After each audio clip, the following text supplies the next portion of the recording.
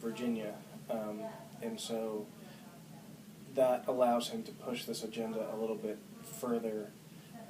But teachers are still reasonably well organized, and especially through organizations like the Virginia Education Association, and the leadership of schools and school divisions are pretty well organized. Organizations like the Virginia Association of School Superintendents, I know, have real concerns about the governor's agenda, and so there will be pushback, and there will be some good dialogue and democratic debate about the merits of the governor's plan. Personally, I mean, I have a lot of concerns. I think my biggest concern is the one you raise around new teachers, not just new teachers, but those considering going into the field of teaching. I think there's a potentially really chilling effect of applying these sorts of business principles to schools. What are these business principles? Well, the idea that performance of a given teacher can be evaluated in a year, and if it's not up to standards, and those standards are, to be discussed, but the idea that that teacher should just be let go, and I think we ought to be focusing our efforts on helping teachers get better, finding great teachers and mentoring them and helping them navigate the early days of teaching, and not asking people to enter a system where it's sort of one strike and you're out. Could you do me a favor? Yeah. Could you stop rolling? Oh, I have it. Oh, that's fine. That's fine. Okay.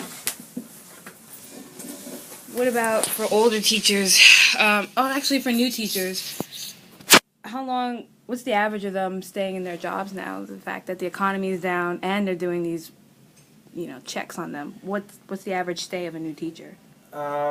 Well, it depends on where they come from, but I think, I think the literature says something like 50% of teachers leave within the first 5 years or something, and so lots of teachers leave on their own accord, and increasingly what we're seeing is teachers who leave because they are working in a climate that's pretty toxic, in a culture of standards and accountability that goes against everything they believe as educators. And so I hear more and more accounts of individual teachers who just say, I can't take it anymore, I can't work in this environment, this is not why I became a teacher.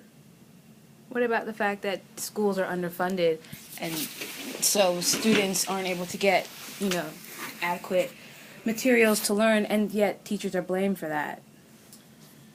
Well, working conditions in schools are really important, and there's no question that financial resources contribute to those working conditions. And so, I think rather than worry about personnel policies, teacher evaluation, I'm not saying we don't need to worry about that at all, but I think we do need to figure out how to make working conditions viable for teachers, so that they're not leaving and that they're not forced to do things against their own better judgment as educators. What is something you would want the public to know about Governor McDonnell's proposed new plan? I think in my opinion, Governor McDonnell's plan comes from a place that is very different than the context of schooling. Schooling is a very human endeavor.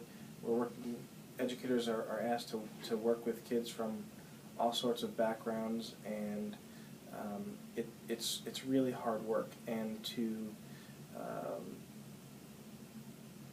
put in places policies that work for businesses with a very different bottom line has always been troubling. It's been troubling to me, but they've never proven particularly effective. And this is not a system that we've ever had before, and I don't think we should be experimenting on our children. Again, I really think we ought to be investing in the educators that are currently in our schools and helping them become the the best that they can be as teachers, and encouraging young people, our brightest and most resourceful and most resilient people to go into teaching, rather than passing punitive policies that say, if you have a bad year, you're out. How would you say that like VCU School of Education should teach incoming teachers? Like how should they be taught? That's a real challenge. In fact, we face that as a Department of Educational Leadership, because we have to prepare folks who are going to be the next generation of school leaders in terms of how they're going to have to now evaluate teachers in different ways than they did before. I think we have to be real honest and real clear with our students to say, this is the world you'll be encountering, and it is what it is, but you might also think about ways to be an advocate for what you believe in as an educator, and that as a teacher within the system, you don't have to necessarily just accept all the dictates and the mandates that come down from above, that you have a voice, and you should find ways to voice your concerns if you are in fact concerned about these sorts of policies. What about the underfunding of schools? Yet he puts more money towards charter schools. Well, I don't know that he's put more money necessarily towards charter schools, but he's definitely advocating For charter schools. for more charter schools. And I guess what I would say is I'm for any and all opportunities that are going to help kids. And so I'm not opposed to charter schools per se, but I think it's become pretty clear from the research that there are good charter schools and there are bad charter schools, just like there are good traditional schools and bad traditional schools, and that that particular agenda of school choice hasn't really made much of a difference for enough kids to say that that's where we should put our policy emphasis. What do you think Virginia should do to raise themselves in the ranks of education? Well, I'm not a huge proponent of this kind of horse race mentality where we have to worry about our state's ranking compared to other states.